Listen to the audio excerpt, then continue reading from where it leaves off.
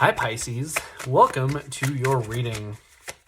If you're new to the channel, I do timeless readings, which means that whenever you find this video is when you're meant to hear the messages within it. And in case you subscribe, I upload my new videos for Virgo and Pisces on Saturdays. Also, for those of you guys who are interested in the deck that I'm using today, it's called the Modern Spellcaster's Tarot. I'm going to go ahead and take these two cards that fell upright, but put the rest back. And as always, if you guys are interested in getting your personal reading, my information is in the description below. Also, just a little insight into how I read my cards. Sometimes the cards like to flip over in the deck. I do see them. However, I usually only take the cards that jump out of the deck, like these ones have. But usually if they jump out in groups that are too big, I'll go ahead and put them back in and continue shuffling. But my main goal here is to get you guys roughly 8 or 9 cards, and then we can get started on your reading. So with that, it looks like we have exactly 8 cards, and I do just want to give you guys a quick reminder that in case you enjoy the reading or if it really resonates with you guys, the best way to let me know is by leaving a like or a comment. But your overall energy here is actually the Four of Wands, which is an amazing energy to have as your overall energy. The Four of Wands talks about commitment and it talks about celebration, right? For some of you guys, you might be finding yourselves in same-sex connections because there's that symbolism here on the card. But I think that for a lot of you guys, you're seeing that things are moving forward, right? So the Four of Wands is all about that movement forward. It's all about that commitment, right? So I like to focus on that level up aspect of it. So whatever it may be for you guys, especially if you're in a relationship, it's going to look like the next stage, but what you perceive to be the next stage, right? So for some people, the next stage might be like moving in together. For some people, it might just be talking more seriously, right? It all depends on you and where you're at in your relationships.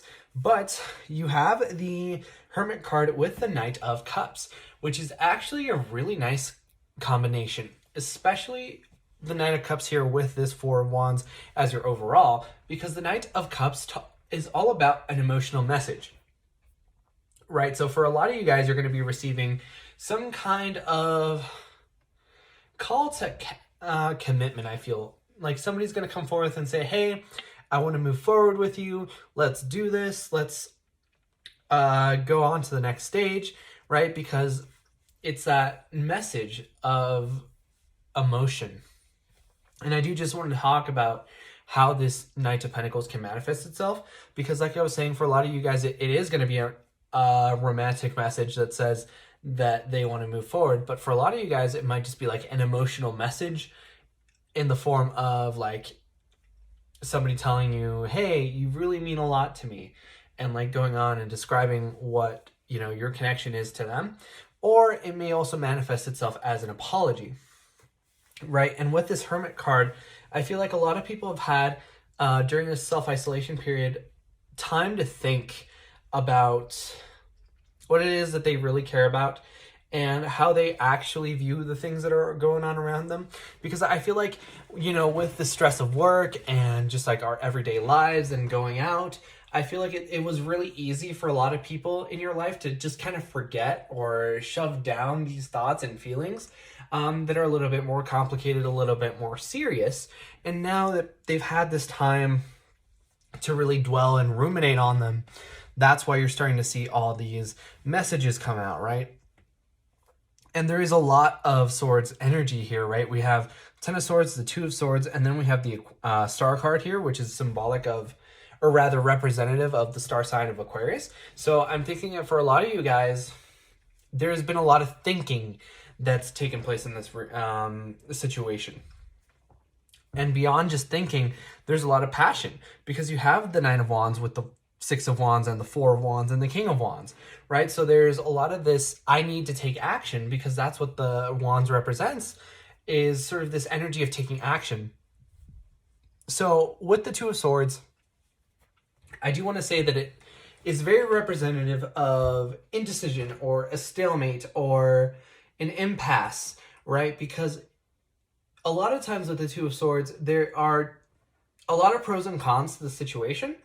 And as a result, you kind of get a little bit of that analysis paralysis. And you want to move forward, but you don't know which way is the best way to move forward. And I feel like in conjunction here with this Star card, it's like you guys are just trying to wish for a little bit of clarity, to know what it is that you need to do.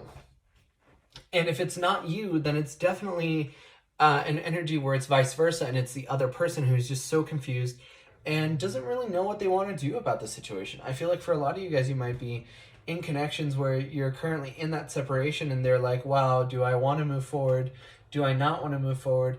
And it might be a little bit hurtful that they're so confused on it, but do understand that it's not because they don't have like feelings for you.